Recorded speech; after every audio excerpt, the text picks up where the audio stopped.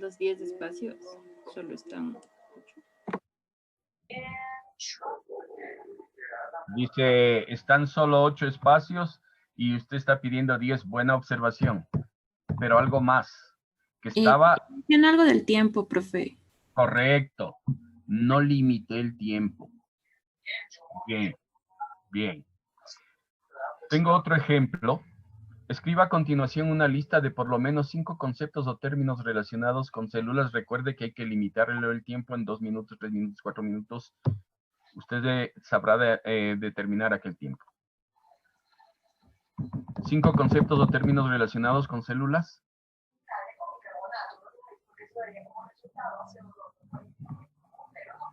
¿Tienen núcleo? Organismos vivos.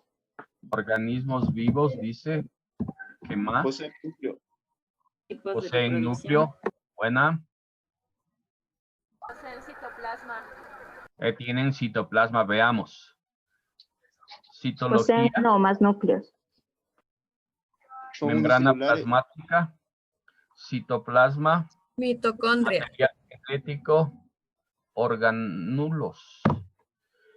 Y veamos una que es para el de conocimiento general, pero más específica para lengua y literatura.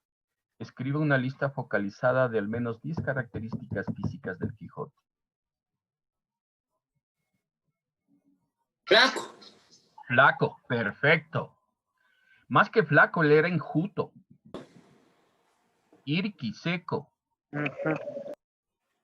Crisis. Loco. De cara aguileña. Loco. Perfecto.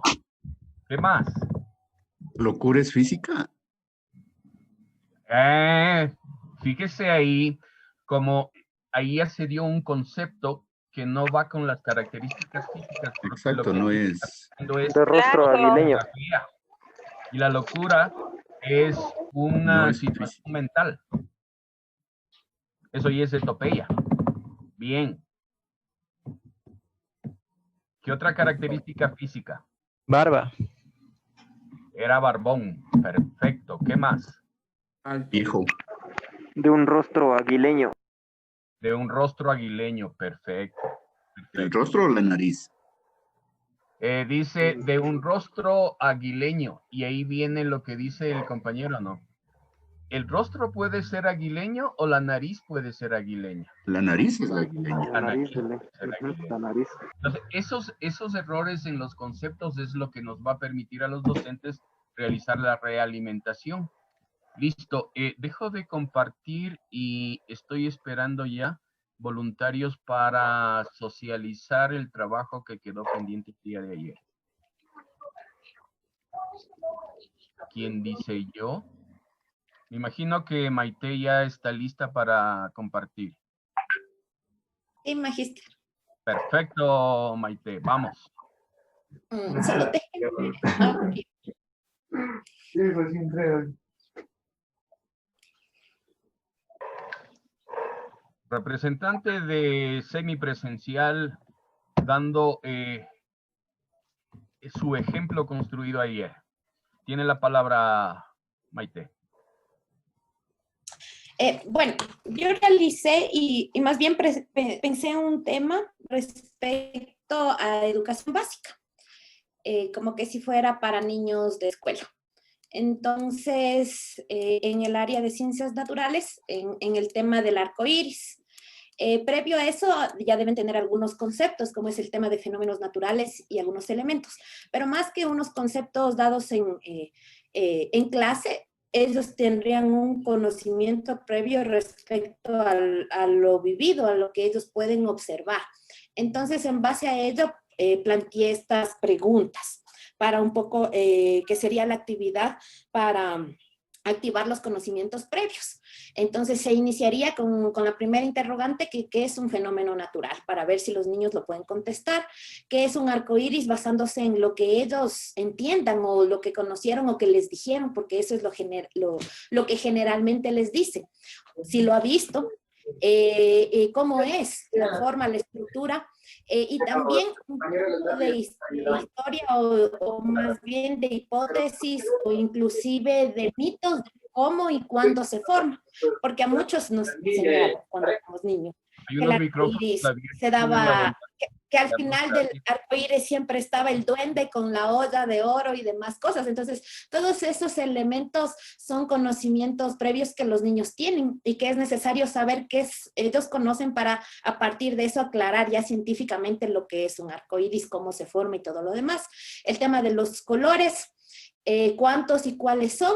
Y finalmente también el tema de dibujar un arcoíris. Esta actividad previa de activación de conocimientos yo la realizaría antes de hacer una experimentación con un vaso de agua, un espejo y una linterna para que puedan ellos también formar y ya científicamente entender cómo se forma el arcoíris.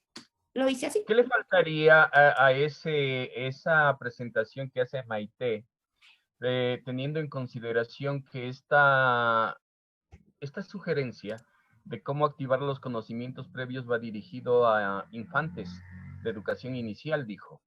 ¿Qué le falta? ¿Qué debería incluir? Básica, profe. ¿De básica qué grado? Entre segundo de básica, tercero de básica. Ya, tercero de básica, ya. Si es básica, tercero, por ahí sí. Porque si era educación inicial, necesitaba pictogramas. Necesitaba, en lugar de las palabras, pictogramas. De lo contrario, no lo íbamos a lograr. Bien, bien. ¿Algún comentario para Maite de los compañeros docentes? Tal vez Jairo.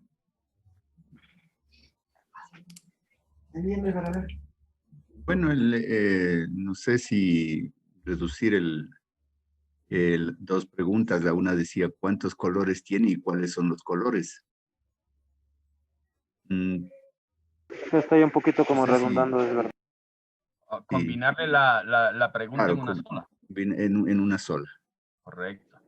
¿Alguna otra recomendación? Tal vez Manuel. Tiene apagado su micrófono.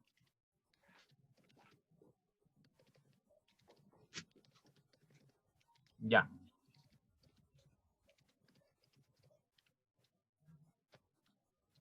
Fernando, ¿de pronto alguna recomendación?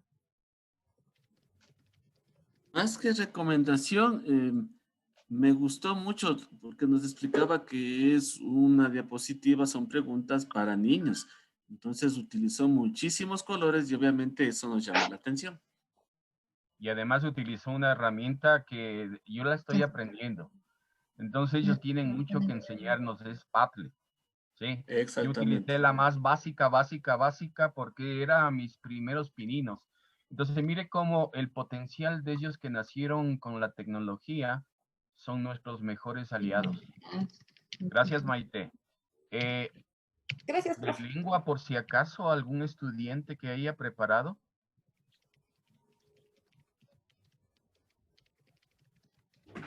Profe, buenas.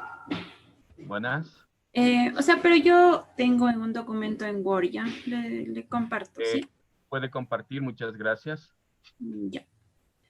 Y está bien. Ya. Sí, se ve, tal vez. Listo, Sí, tiene sí la se ve. palabra. Ya. Para el tema que escogí es los homógrafos, las palabras homógrafas. Entonces, para iniciar la clase he planteado como estos 4 ejemplos que son oraciones. Entonces, la idea es que los alumnos lean las 4 oraciones y después iniciar con la ronda de preguntas. En primer lugar, ¿qué se puede inferir a partir de los ejemplos anteriormente representados? Cabe recalcar que aquí le he puesto en negrilla para que los chicos puedan visualizar mejor o enfocar su atención en esto, porque a veces ellos solo leen y no cachan por dónde ir, entonces he puesto estas negrillas. La segunda pregunta, ¿cómo relacionas las palabras que se encuentran en negrillas? Es decir, aquí pretendo que los chicos encuentren alguna similitud entre estos 4 términos subrayados dentro de las oraciones. ¿Qué sucede con las palabras resaltadas en negrilla? Otra pregunta, ¿cómo determinas el significado de este tipo de palabras? Como sabemos, las palabras cuando están dentro de un contexto van a tomar su significado cuando son homógrafas. Entonces, se plantea que los chicos lleguen a esa conclusión. Y finalmente, la conclusión que darían a partir del análisis de los ejemplos presentados, ya para entrar en la parte, en el contenido de los homógrafos, de las palabras homógrafas. Cristina, ¿qué estrategia utilizó? ¿Perdón? ¿Qué estrategia utilizó? Preguntas indagadoras, Preguntas exploratorias. o exploratorias. Perfecto. ¿Algún comentario de los compañeros asistentes?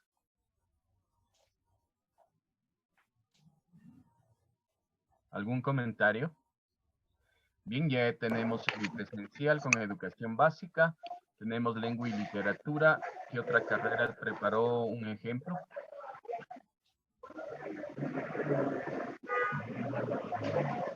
Anímese, por favor. Vamos, participe.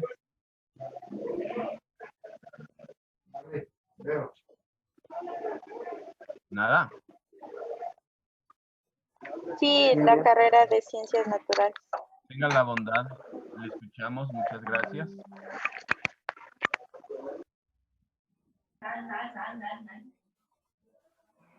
Bueno, nosotros escogimos la técnica de preguntas indagadoras o exploratorias.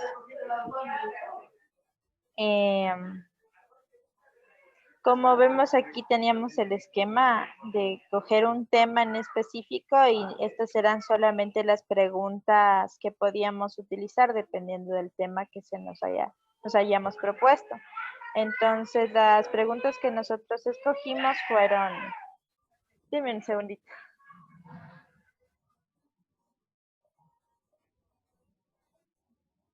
Antes de que continúe la compañera, hay otro micrófono que está abierto desde Edwin Narcos. José Luis, si nos ayudas cerrando el micrófono. Gracias. Muy gentil. La anterior. Entonces nosotros escogimos, síguele por favor. Y entonces nosotros escogimos el tema de la apoptosis, ¿ya? Entonces, como objetivo es analizar el proceso de la muerte celular y la importancia biológica de los procesos de apoptosis. Tanto la necrosis para encontrar soluciones innovadoras a problemas contemporáneos relacionados con esto, representando nuestras culturas, valores y tradiciones. Entonces, las preguntas que nosotros escogimos fueron...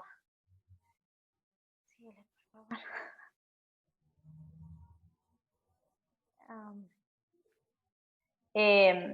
Fueron, ¿qué es el cáncer? ¿Qué sucedería si el periodo de la vida de las células es infinita?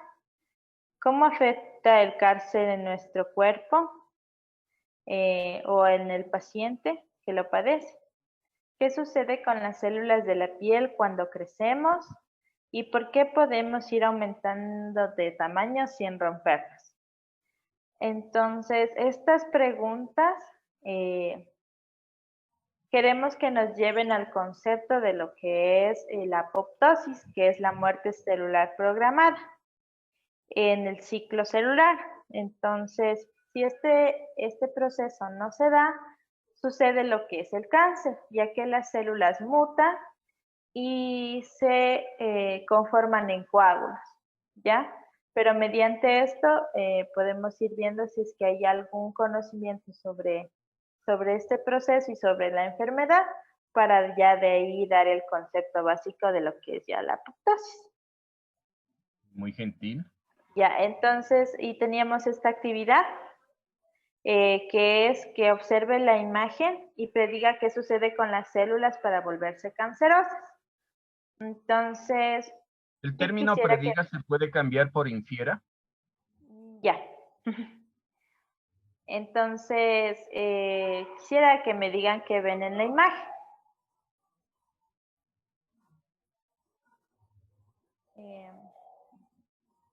A ver, lo que se vería en la primera partecita de arriba sería como, por ejemplo, yo diría que es como una célula mala, está entre un grupo de 4 células buenas que les va a afectar. y ya afectadas las células mal, ya afectadas y convertidas en células madres, se empiezan a multiplicar hasta hacerse una parte cancerosa, podría decir. ¿Ya? ¿Otra opinión? Maite, José, Andrea Fonseca. ¿Qué otra cosa podemos ver aquí? ¿Qué proceso se está dando? En la división normal de las células hay una que siempre va a malformarse y esta es la que ¿Ya? llega a reproducirse y conforme va pasando el tiempo o aumentando la división de estas células, llega a transformar en el cáncer. Ya, más acertada la respuesta. Una más ya, una intervención más. ¿Quién más me puede ayudar? ¿Qué otra cosa ven en la imagen? Se puede afirmar de igual manera que no viene a ser un proceso de eliminación, sino más bien un proceso de multiplicación, ya que la célula cancerosa se multiplica en partes iguales y sigue creciendo. Ya. Entonces, como podemos ver, aquí pudimos inducir al tema. Ya en la primera imagen lo que vemos es una célula normal dividiéndose.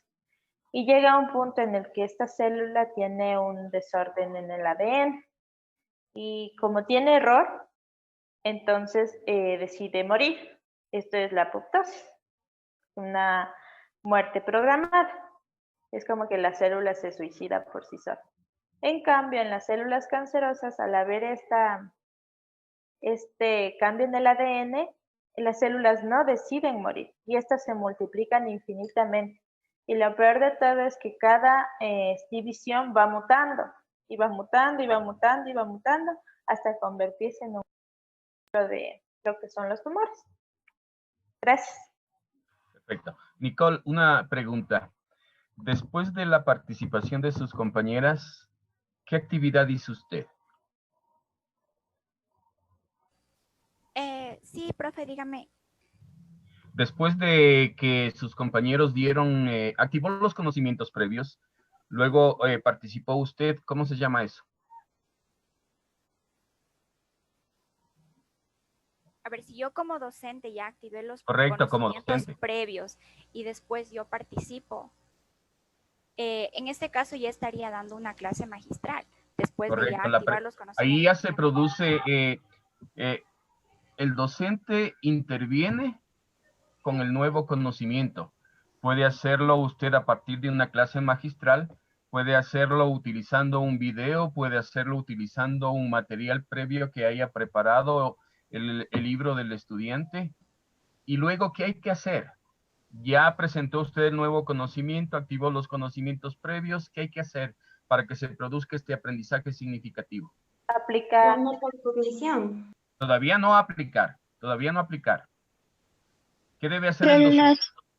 Relacionar los conocimientos previos antiguos con los Correcto. conocimientos nuevos. Hay que invitar a los estudiantes, motivar a los estudiantes para que relacionen lo que ellos sabían con la nueva información. Una vez que relacionan, construyen el nuevo conocimiento. Construido el nuevo conocimiento, ¿cuál es el siguiente paso? De ahí sí procederíamos a aplicar ya. Ahí sí a aplicar de pronto a hacer una resolución de ejercicios modelo y luego con los conocimientos adquiridos podrían resolver ejercicios de manera autónoma. Correctísimo. ¿Hay alguna otra carrera que tenga preparado su ejemplo?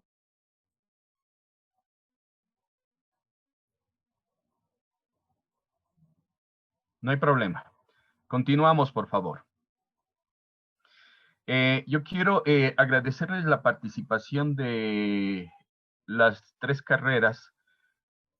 Esto es lo ideal, que en un proceso de acompañamiento haya la participación de quienes son los verdaderos actores. Esa era la idea y aplaudo que usted lo haya hecho. Hay una siguiente estrategia que es genial. Esta de aquí realmente es genial. De pronto muchos de los compañeros y de los asistentes ya lo hayan utilizado, se llama la tabla SQA denominada también tabla de anticipación. Esta tabla SQA o tabla de anticipación, los autores son Lewis, Gray, Raspigliosi y Ogle. Es una técnica no muy moderna, data de 1989, y a través de esta tabla, los estudiantes expresan sus conocimientos previos, plantean inquietudes, dudas sobre el tema, y al finalizar la clase, puedan compartir lo que aprendieron. En cambio, el docente puede diagnosticar si existen vacíos conceptuales, cuáles son los temas de interés del curso, para modificar si fuese necesario alguna fase de la planificación y por último, evaluar el aprendizaje. ¿En qué consiste esta estrategia? Definido el tema, se construye una tabla con 3 columnas. En la primera columna, de ahí toma el nombre de SQA, los estudiantes van a enlistar lo que saben o lo que conocen del tema. En la segunda columna van a enlistar lo que quieren saber, lo que quieren conocer o lo que quieren aprender. Esta técnica se lo puede trabajar de manera grupal o de manera individual dependiendo el número de estudiantes, ¿sí? Estas 2 primeras columnas deben ser llenadas de manera individual o de manera grupal antes de la participación o intervención del docente. El docente puede intervenir a través, como lo hizo la compañera, a través de una clase magistral, una exposición. Puede hacerlo a través de una lectura comentada. Puede hacerlo con la presentación de un video. Hay N posibilidades de hacerlo. El momento en que interviene el docente en su práctica pedagógica, los alumnos escriben lo que aprendieron o lo que falta por aprender. ¿Sí? Lo que aprendieron o lo que falta por aprender. Insistimos, en la primera columna es la información que el estudiante conoce. Se debe anotar en forma de listado lo que saben en relación con el tema. En la segunda se refiere a las dudas o incógnitas que tienen sobre el tema. Se debe tomar nota sobre lo que se quiere aprender y ahí es cuando el docente va a tener la posibilidad de adaptar su intervención en el aula para poder dar respuesta a estas inquietudes o incógnitas de tal forma que los estudiantes, una vez realizada la intervención del docente, pueden completar la tercera columna. Se debe anotar lo que se ha aprendido o lo que falta por aprender. Hay docentes que han modificado esta tabla y le han incluido una 4ª columna. Recuerden que dentro de las características de la educación en línea, hablábamos de que los docentes tenemos que atender a aquellos estudiantes que no tienen interés por aprender, pero también a aquellos que exigen aprender más. Entonces, en virtud de aquello, le incluyen una 4ª columna. Esa 4ª columna hace relación en qué fuentes puedo obtener información que me permita profundizar sobre el tema. A media mañana, más o menos, les debe haber enviado el compañero José Luis un mensajito, y el mensaje tenía relación con que lean el texto del documento que se les envió, solamente la parte titulada Los pingüinos, el pingüino emperador. Espero que lo hayan leído.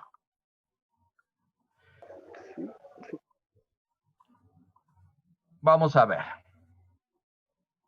Con el tema del pingüino emperador, nosotros vamos a llenar las 2 primeras columnas.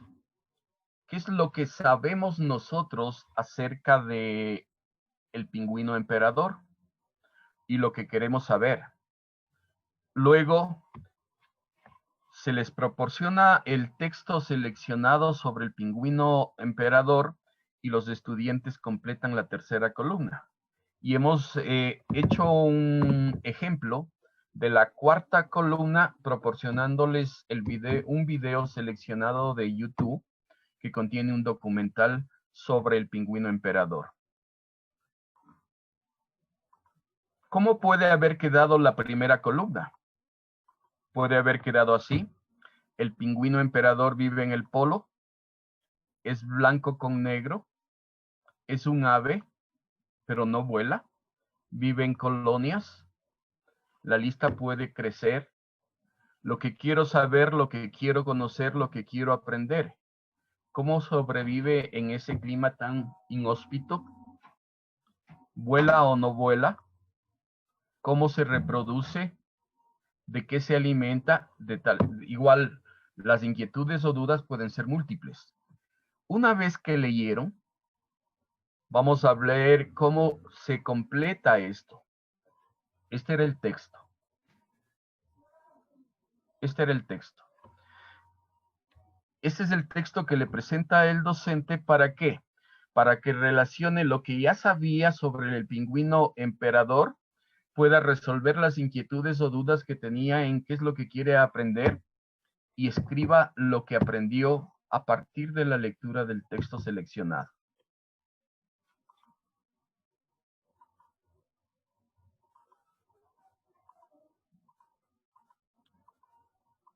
Ahí tenemos.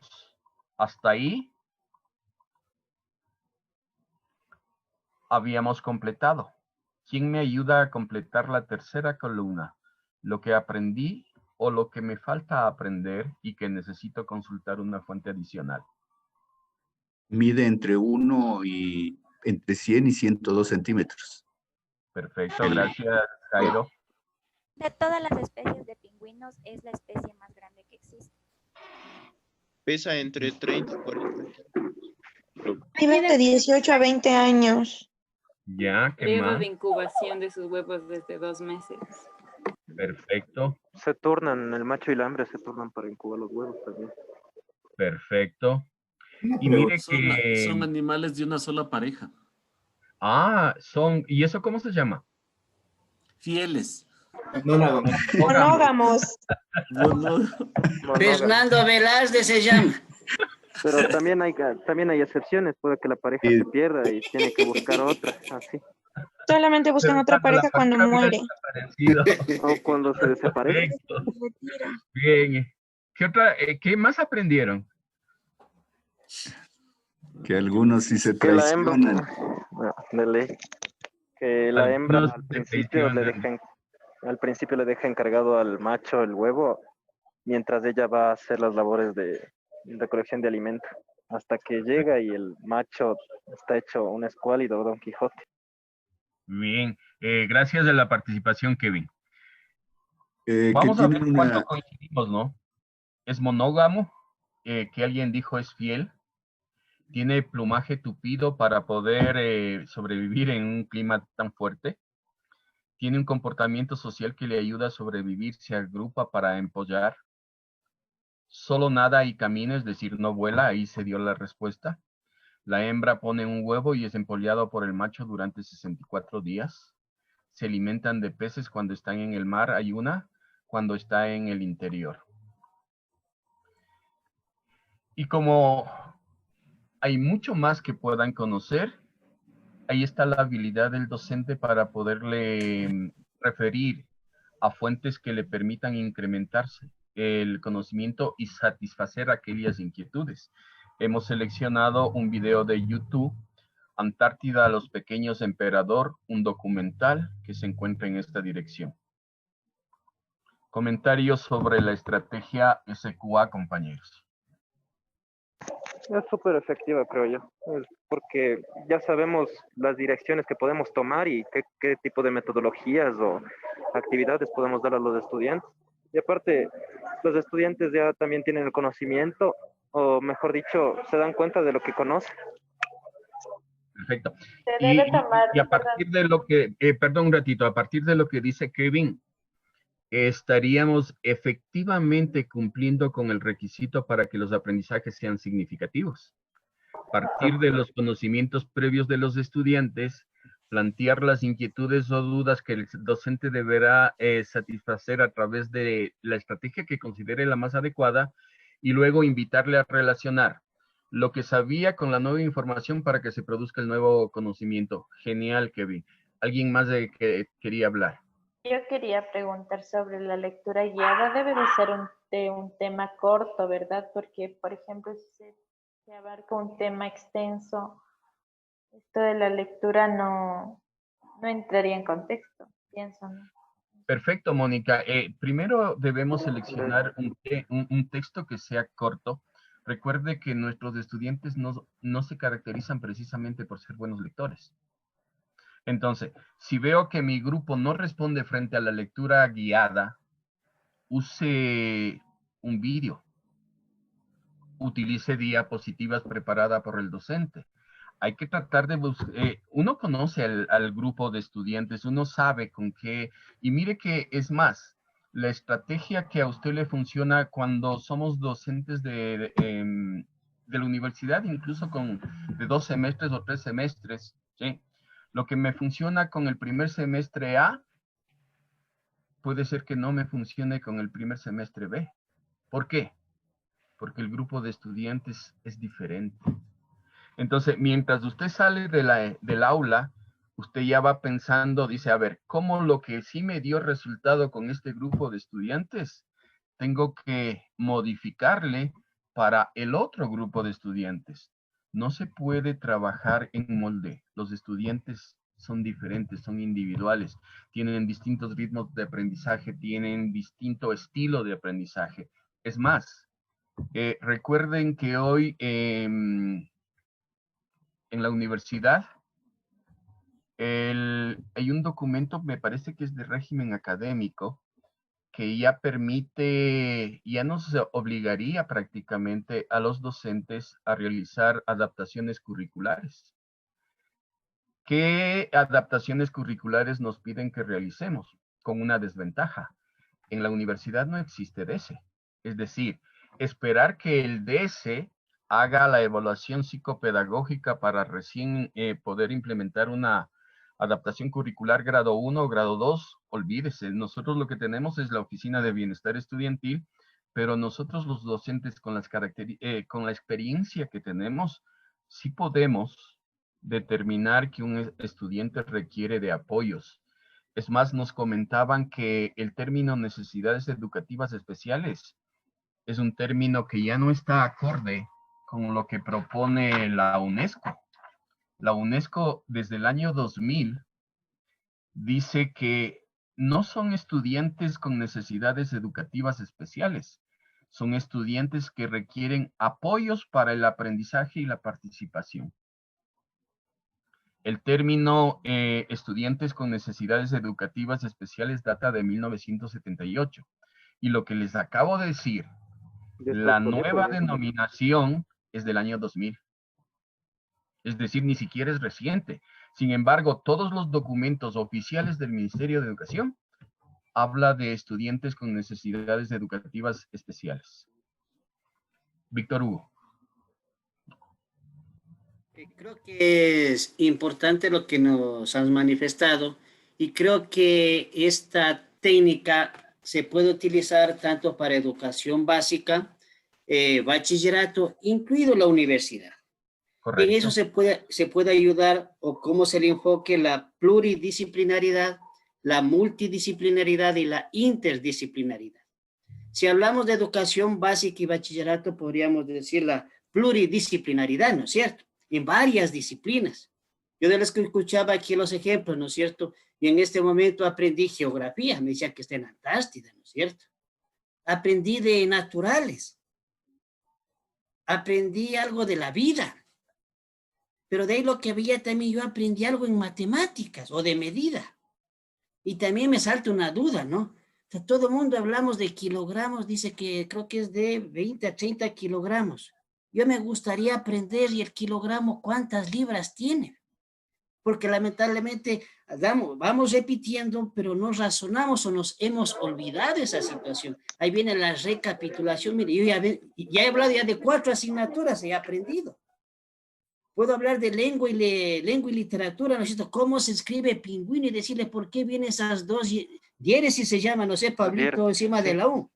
Diéresis. Pero entonces, ¿para qué servirá? Mire, como con ese pequeño, esa pequeña lectura, ya hemos hablado de algunas Si asignaturas, le ¿no es cierto? quitas los dos puntitos, se leería pinguino. Pero, mire, no, pero si comenzó a preguntar, a ver, disculpe no sé, mi magíster, mi licenciado, mi compañero, mi profe Reynoso, ¿y para qué son esos dos puntitos? Comienzo, no sé, Para que suene el audio. comienzo ya a preguntar, a ver, y si este mide 30 kilogramos, ¿cuánto mide en libras? A ver, profe. Hijo, corre a la calculadora recién, a ver, miren, ¿no es cierto? O sea, qué importante es utilizar una técnica en esta situación, mis estimados compañeros y compañeras. Se ha aprendido y hemos aprendido en esta situación porque algunas veces nos hemos olvidado de esto y eso es muy importante. Cuando vamos a la educación básica, los niños son bien preguntones. Por eso decían que es monógamo, chévere. Si a Fernando le preguntan monógamo, usted se pone a pensar, complicado, ¿no es cierto? Pero los demás afirmamos, sí, que mi amigo sí es fiel, mi amigo Fernando, ¿no es cierto? Pero le ponemos esto. ¿Qué traigo yo a la colación, mi estimado Pablo? En que preguntarle a usted, la motivación es parte, yo sé que es parte del proceso de enseñanza-aprendizaje, pero también sirve como técnica, como un prerequisito para iniciar una clase. ¿Qué dice usted, mi estimado compañero Pablo? Yo creo, estimado amigo, que la motivación, como en toda la vida, como en todo en la vida, es básica. Si no existe motivación, no se puede crear un ambiente adecuado de aprendizaje. Pero la motivación debe ser intencional. ¿Qué es lo que quieres lograr con la motivación? Generalmente los estudiantes equivocan esto de motivar y realizan técnicas de animación. Juegan, por ejemplo, cosas muy delicadas, ¿no? En sus primeras clases hacen la presentación con una técnica que dice, yo de la mitad hacia arriba soy Pablo, de la mitad hacia abajo un plato típico. Y todos se ríen y queda súper bien. Pero me encuentro en el receso con alguien, me dice, ¿qué fue fritada? Entonces hay que tener mucho cuidado con la estrategia que no luego genere bullying. Porque resulta que ese juego, que no fue muy bien seleccionado, de pronto luego implica que me denuncien por haber motivado el acoso escolar. Hay que tener cuidado. Profe. Por eso es necesario también empezar a conocer el grupo cuando se desean hacer ese tipo de actividades. Y dar todas las indicaciones adecuadas. O sea, ustedes van a tener una desventaja y una ventaja, mi querido amigo Kevin. Profe, Ya le doy la palabra, enseguida le doy la palabra. ¿Cuál es la ventaja? No existe una brecha generacional muy marcada entre ustedes y sus estudiantes. Pero eso es ventaja y eso es desventaja. Recuerde, usted no se olvide nunca, es el docente. Y recuerden que cuando empezamos el día de ayer, alguien dijo una palabra que se me quedó, ética. Amigos, la ética, cuando la llevamos al campo de la docencia, nos hace pisar en seguro. Está bien que yo me lleve de manera muy cercana con los estudiantes, pero debemos saber poner límites.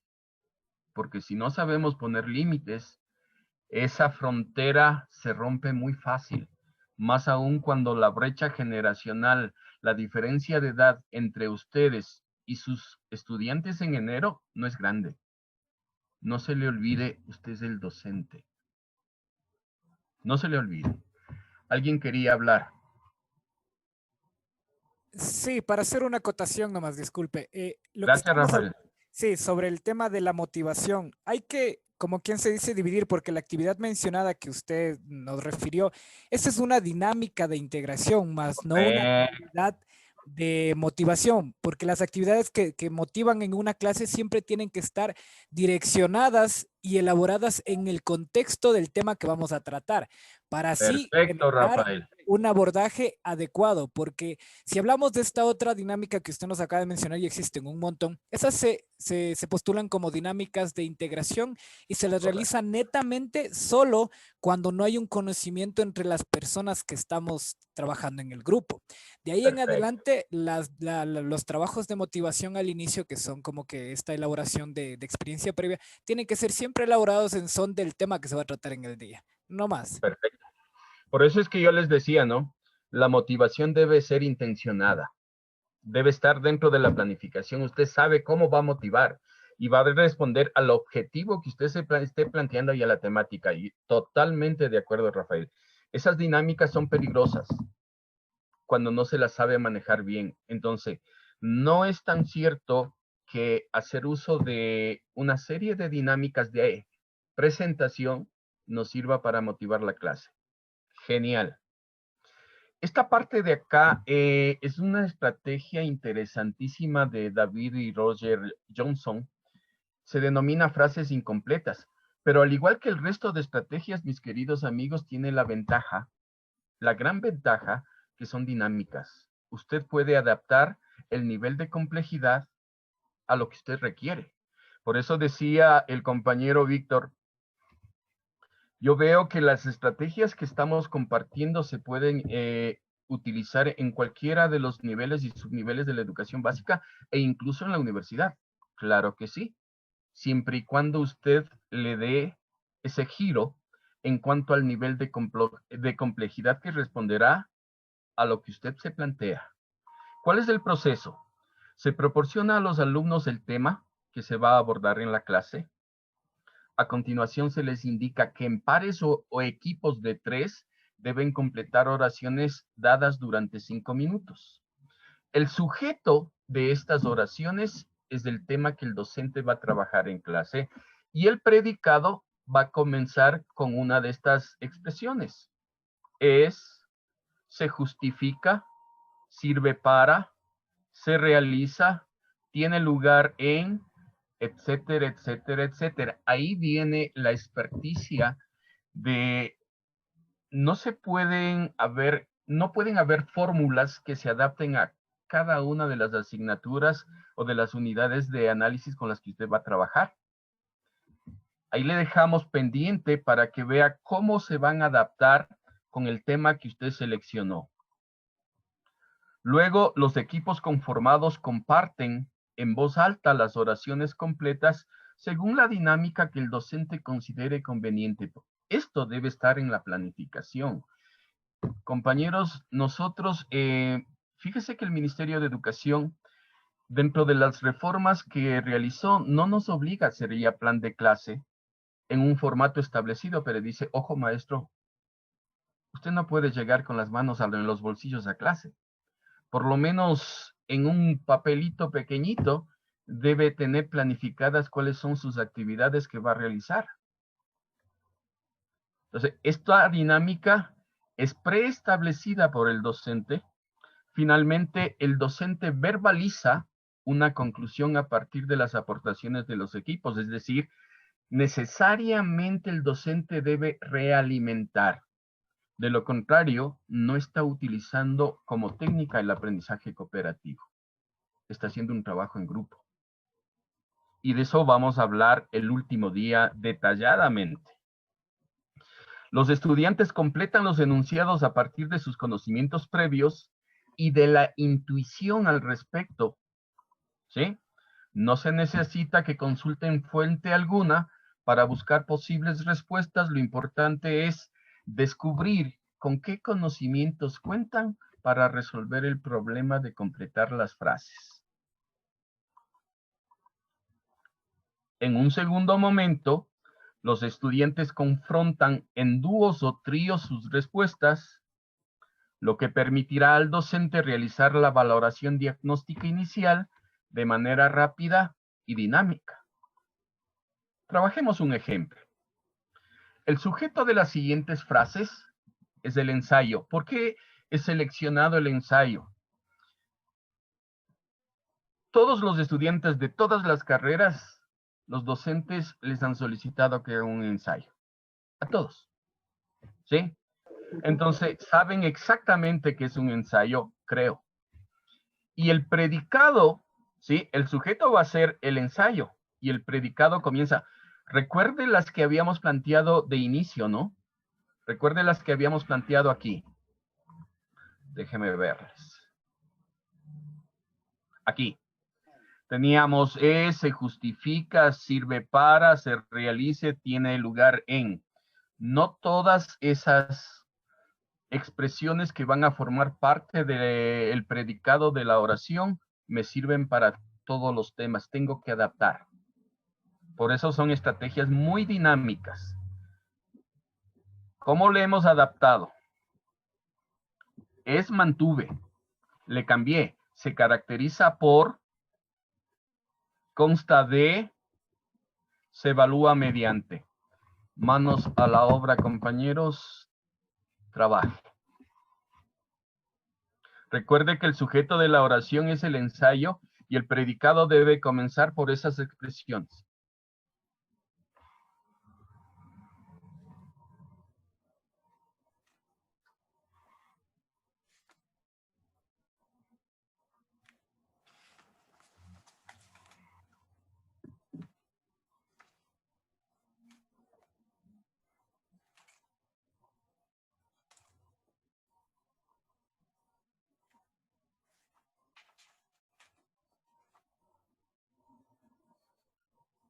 No les he escuchado a los compañeros de matemática. Quisiera ver la posibilidad de que algún representante de la carrera de matemática, ¿sí?, sea el que participe ahora.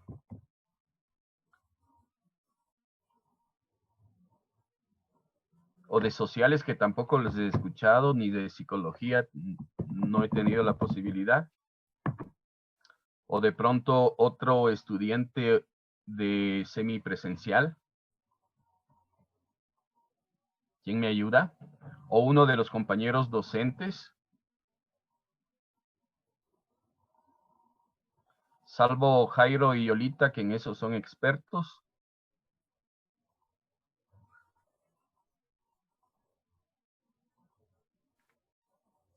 ¿Alguien que se anime?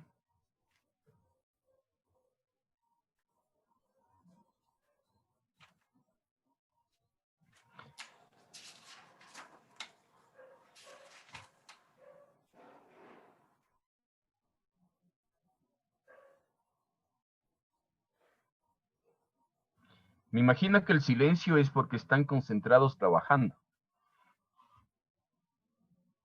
Obvio, Lisa. Bien.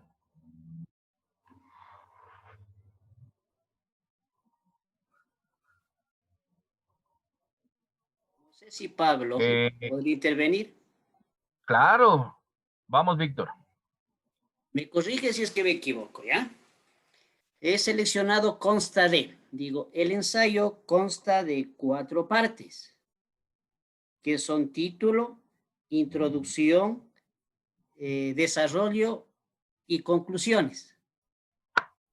¿Estaré hasta ahí bien? Bien, vamos.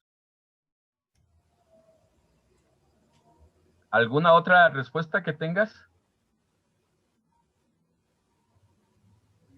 Hasta ahí tengo. Perfecto, bien. Bien, Tengo la bien. de- No sé si puedo participar. Con gusto, Edwin. ¿Cómo está?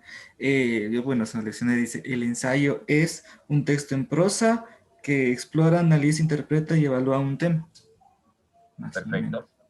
Perfecto. Perfecto. Si es texto en prosa, ¿qué tipo de texto es? Ahí sí me mató. Puede ser un argumentativo, descriptivo. Es argumentativo. Argumentativo. Depende del tema que se vaya a desarrollar. Claro, porque un ensayo puede tener como finalidad demostrar argumentos sobre una postura que tenemos, de algo que desarrollamos, o refutar o exponer alguna idea. Recuerda, y eso es correctísimo, eso es correctísimo. Entonces diríamos, ¿no es cierto? El ensayo es un texto escrito en prosa de carácter argumentativo, perfecto. ¿Por qué se caracteriza? ¿Quién me ayuda? El ensayo se caracteriza por una temática variada, extensión perfecto. variada, puede abarcar cualquier tema, debe estar escrito en prosa y también en párrafos, está dividido en párrafos. ¿Puede hablar de varios temas en un mismo ensayo? Es monotemático. Es monotemático, perfecto. Parece que fue mi alumna en tercero. Bien. Consta de 5 párrafos. Eso depende, mi amiga. Usted decide. El ensayo más cortito debe tener un párrafo de introducción, uno de desarrollo y uno de conclusión. Pero si el docente quiere hacerlo un poquito más complicado, dice un párrafo de introducción, 3 de desarrollo y 1 de conclusión. Ahí tengo 5. Pero yo puedo decir un párrafo de introducción, 2 de desarrollo, 1 de conclusión, ahí tengo 4. O puedo hacerlo el más corto de los cortos. Un párrafo de introducción, un párrafo de desarrollo y 1 de conclusión. Dependerá. Eso lo digo porque alguna vez vimos esto del ensayo y decía que en la introducción, perdón, la redundancia, introduces 3 ideas principales y en la parte del desarrollo tú vas argumentando las ideas principales, por eso deben ser 3. Entonces, Es que No, esa profe. estructura, Sí, esa profe, estructura pues, puede ser variada. Profe, es que la extensión varía, Por eso, la extensión varía. pero la Correcto. estructura del ensayo jamás debe cambiar. La estructura es la misma. La estructura seguirá siendo introducción, desarrollo y conclusión. Desarrollo y conclusión. Perfecto, perfecto, señorita Ceballos. Muy bien. Veamos. El ensayo es un texto escrito en prosa en el cual un autor expone de manera argumentativa un punto de vista, sus opiniones o posiciones sobre un tema. El ensayo se caracteriza porque su temática y extensión es variada. Y ahí, con lo que dijo la señorita Ceballos. Está dividido en párrafos. Al estar escrito en prosa, necesariamente va a estar dividido en párrafos. Es monotemático. Utiliza un lenguaje formal. Se escribe siempre en tercera persona. Posee un contenido relevante y bien documentado. Hay fuentes. Muestra una opinión propia, pero justificada con otras fuentes. El ensayo consta de título, autor, quién fue la persona que escribió, una introducción, el cuerpo, desarrollo y la conclusión, y esto no puede cambiar. Lo que sí puede cambiar es lo que decía la compañera, la extensión del ensayo. Pero aquí viene una acotación, ¿no? Los docentes asumimos, sin tener pruebas para ello, que nuestros estudiantes saben escribir un ensayo. Compañeros que van a ser docentes y que, por cierto, les deseo el mejor de los éxitos, recuerden que sus estudiantes que van a nivelación en enero aprendieron muy poquito en los colegios a causa de la pandemia. Muy poquito, casi nada. El trabajo que ustedes van a tener que realizar es un trabajo bien arduo porque se van a encontrar con estudiantes que en conocimientos previos van a tener muy pobres conocimientos. Entonces usted no le lance a escribir un ensayo sin enseñarle cómo escribir un ensayo. Para esto hay un documento preparado y que le adapté. El documento base fue preparado por el compañero magíster Elkin Araujo.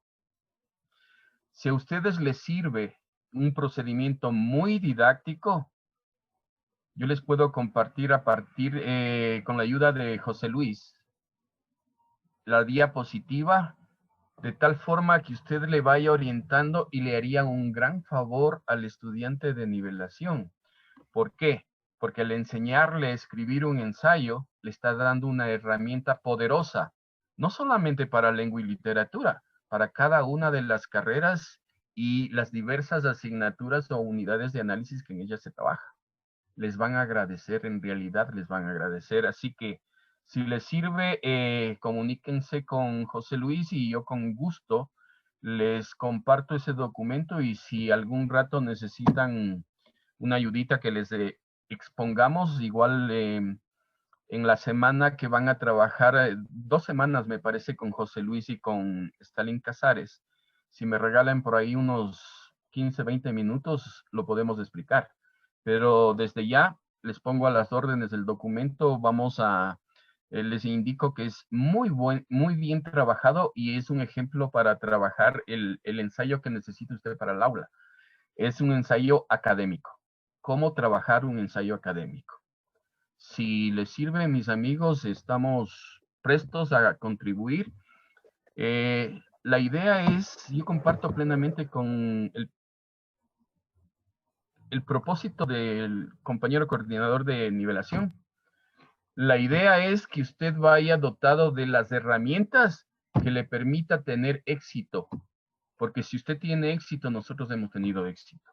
Si usted tiene éxito, la facultad ha trabajado con éxito. Y si usted tiene éxito, sus estudiantes le van a agradecer. Así que si les es útil ese documento, solamente me indica y yo les hago llegar con mucho gusto. Es muy bien trabajado y le va llevando de la manito cómo realizar un ensayo de 5 párrafos, ¿sí? Un párrafo de introducción, 3 de desarrollo y 1 de conclusión. Pero perfecto, de la manito. Y eso le va a ayudar para que usted a su vez ayude a su estudiante, de tal forma que coordinen. Si consideran del caso que les pueda ser útil este documento, y luego me dan unos 10 o 15 minutos en la semana, en las 2 semanas que van a trabajar con el compañero José Luis y con Stalin, con gusto les ayudo. Ha sido un gusto, compañeros. Vamos a cerrar esta parte con sus apreciaciones sobre las 3 estrategias trabajadas hoy. Recuerden, trabajamos la lista focalizada, la tabla SQA y las frases incompletas. ¿Comentarios? Pablito, antes de que se acepten los comentarios, sí nos interesa a todos, yo creo que realmente a los estudiantes ese documento que se menciona. Es suyo, compañero Jairo, ya les hago. Es un material invaluable que debe estar apoyar en nuestras actividades. Claro. Con gusto, Jairo, ya les hago llegar. Listo, compañeros, tienen la palabra. Sus apreciaciones con respecto, ¿les ven factibles de llevar a la práctica las estrategias que hemos trabajado esta tarde? 3. Hemos trabajado lista focalizada, hemos trabajado tabla SQA y finalmente las frases incompletas. Les escucho.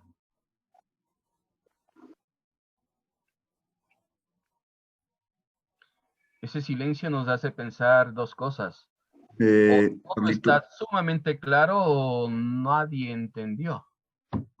Pablito, más que el desarrollo de las actividades, tal vez una forma de evaluar la tabla SQA, ¿cuál sería la mejor forma de al menos una eso lista de cotejo, amigo. Al menos una lista de cotejo. Una lista de evaluar al como menos una lista de cotejo. Igual, yo les voy a presentar mañana, gracias por la pregunta, les presento una lista de cotejo para evaluar la lista focalizada. Okay. Gracias por la pregunta, Jairo. ¿Alguna otra participación? No sé, bueno, un punto de vista, por ejemplo, en la lista de, en la tabla esa, no sé si serían factibles, por ejemplo, digamos, en mi caso, no subir videos más de 5 o 6 minutos para que el estudiante capte la atención, porque si le pongo más, obviamente se me va a distraer. Entonces sería, y no, por ejemplo, o sea, en este modo virtual, mandarles a leer un texto extremadamente extenso, sé que se van a aburrir, entonces es preferible todo lo que sea visual, que ellos puedan entender mucho más rápido, es un aprendizaje más significativo. ¿De qué carrera es, Edwin? De matemáticas. Correcto. Fíjese que ahí viene la habilidad del docente, ¿no? Y el conocer a nuestros estudiantes. Pensar, digo, a ver, primero, hoy la tecnología nos permite no hacer usos ni siquiera de videos que hay en YouTube. Usted con Catcher, por ejemplo, puede hacer su propio video tutorial. Su propio video tutorial donde usted le va a dar el giro que requiere para despertar el interés de sus estudiantes. Exactamente. Pero también es interesante, hay videos tutoriales muy buenos, donde nosotros les podemos sacar el provecho, pero sí hay que tener en cuenta lo que usted dice. No voy a darles para que escuchen un video de media hora en la virtualidad porque me quedo sin alumnos. Sí, me quedo sin alumnos. Fíjese que en esto nuestros hijos nos ayudan mucho. Mi hijo me dice, papi, ¿cómo se te ocurre que vas a lograr mantenerles a los estudiantes 40 minutos en una videoconferencia? Sí hay cómo. Sí hay cómo. Pero depende de la habilidad del docente. Yo tenía con mis estudiantes videoconferencias de clase de 60 minutos, reloj. Pero les íbamos agregando estrategias metodológicas como vamos a trabajar con futuros docentes en el caso de nosotros, ¿sí? Pero esa ventaja no tienen ustedes porque no todos tendrán, en el caso de la facultad sí, ¿no? Pero en el caso de mío que trabajaba con tercero, con cuarto, con segundo, ellos ya tenían un semestre de adelanto. Los suyos vienen con una gran desventaja. En educación de tercero de bachillerato no aprendieron mucho, pero no aprendieron mucho porque los docentes les dicen, por ejemplo, escribir un ensayo. Yo tengo una vecina por aquí cercana que siempre me escribe y me dice, profe, Bessie, no sea malito, ayúdeme con este taller. Y son talleres de lengua. Y les decían, por ejemplo, en esta vez, realice un organizador gráfico, era un cuadro sinóptico sobre un tema, pero nunca le dijeron cómo hacer el cuadro sinóptico. Por eso le decía, no le lance al estudiante suponiendo usted que en el colegio aprendió. No suponga, mejor asegúrese. No suponga, mejor asegúrese. ¿Sí? Haga un ejercicio de redacción y vea cómo redactan. Y se va a encontrar con una ingrata sorpresa.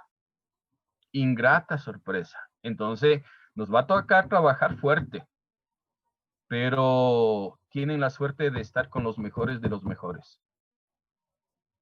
Ustedes. Y usted tiene que ir al aula convencido de eso, que usted es un docente. Primero, piense cuando usted ingresó a la universidad, ¿qué requiere? Y las respuestas a esas preguntas póngalas a funcionar en beneficio de sus estudiantes. Recuerde las características, ¿no es cierto? Había empatía, paciencia, responsabilidad, ganas de hacer las cosas.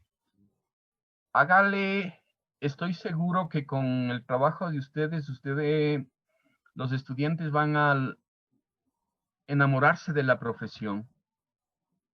Ese es un sueño para nosotros. Hacer que nuestros estudiantes amen a la profesión igualito que nosotros la amamos.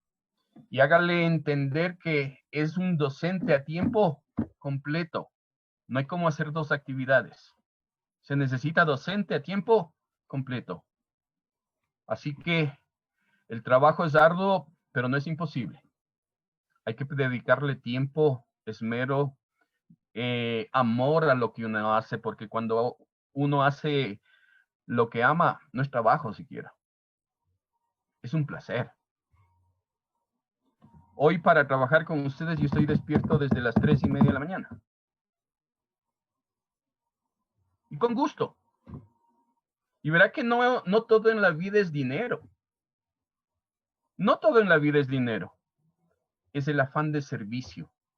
Es el devolverle a la facultad lo que la facultad me dio. Esa es la idea. A usted ya le ha dado 8 semestres de formación, 7 semestres de formación, 6 semestres de formación. Devuelva a la universidad lo que usted recibió. Y hágalo con amor, con dedicación. Y se va a llevar el beneplácito y el aplauso de sus estudiantes, porque los docentes tenemos 2 tipos de salario. Uno que es insuficiente, el que nos cancelan, ¿sí? Pero el otro es el reconocimiento de nuestros estudiantes y ese es un cheque girado en blanco. Ese es sin valor económico, pero con un valor emocional incalculable, mis queridos amigos. ¿Alguien más? Yo quería decir que en parte nos hace sacudirnos un poco porque hay ciertas cosas que yo veo que para mí aún estoy floja. Entonces, volver a revisar, volver a mirar, porque tal vez no le di la importancia o no le dimos la importancia necesaria en el momento en el que estábamos aprendiendo. Pero ahora como ya nos topamos con la realidad de que ya, o sea, vamos a tener que dar clases a los chicos siendo únicamente nosotros los docentes, entonces es como, a ver, ahora sí me toca, o sea, aprender bien lo que voy a hacer y qué cosas tengo que saber yo primero para después evaluar a mis estudiantes, qué es lo que yo quiero que ellos aprendan. Y por eso le doy gracias. Yo aplaudo sus palabras, Mónica, y eso todos desconocemos algo, pero eso se suple con el deseo que dice, no, pues tengo la obligación de irme poniendo al día para poder enfrentarme a mis estudiantes con éxito. Así debe ser, Mónica. Por eso es que aplaudo la iniciativa del compañero José Luis Casares. Aplaudo. No les van a mandar a las aulas sin dotarles de las herramientas de las que hablaba Mónica. Así que, compañeros, seguimos en el compromiso de trabajar 2 días más y nutrirles de lo que la experiencia profesional hemos ido generando. Siempre a las órdenes y un placer servirles. Igual ya les hago, parto la presentación y le hago llegar a José Luis, que sería las diapositivas sin quitarle nada. Si a usted le sirve ese material, qué chévere. Les mando con el nombre de curso didáctica parte 2. Hasta lo que hemos visto el día de hoy. ¿Listo, amigo José Luis? Muchas gracias. Pablito, antes Jairo. me surgió otra inquietud. ¿Cómo hago la tabla SQA en la virtualidad para poder evaluar y para poder trabajar con los muchachos? Perfecto, mi amigo. Y esto van a trabajar con el compañero José Luis. Yo no soy muy técnico en esto, así que es posible que me equivoque. Pero nosotros podemos generar un documento compartido en Google. ¿Verdad, amigo José Luis? ¿Verdad, Maite? Sí, ¿no? Entonces nosotros generamos una tabla en documento compartido en Google y nosotros podemos trabajar en la virtualidad la tabla SQA. Y ese ya es una tareita que le acaba de dar usted a los compañeros que van a trabajar en plataforma y en virtualidad. Genial, genial. Entonces ahí ya va José Luis con su pregunta inmediatamente. Y la habilidad, los 2 profesores con los que van a trabajar aulas virtuales son conocedores, muy conocedores. Así que tal vez les pida que me acepten como alumno. Bueno. Ok. Bueno, Pablito, muchas gracias por el tiempo que nos has ayudado. Sí, espero que todo lo que estemos viendo sea de útil para todos nosotros. Creo que lo vamos a aplicar en las clases que vamos a tener en enero. Y nos vemos mañana, ¿no? Nos vemos mañana a la misma hora en el mismo canal con el mismo link. Así que gracias a todos. Hasta mañana. Hasta mañana, compañeros.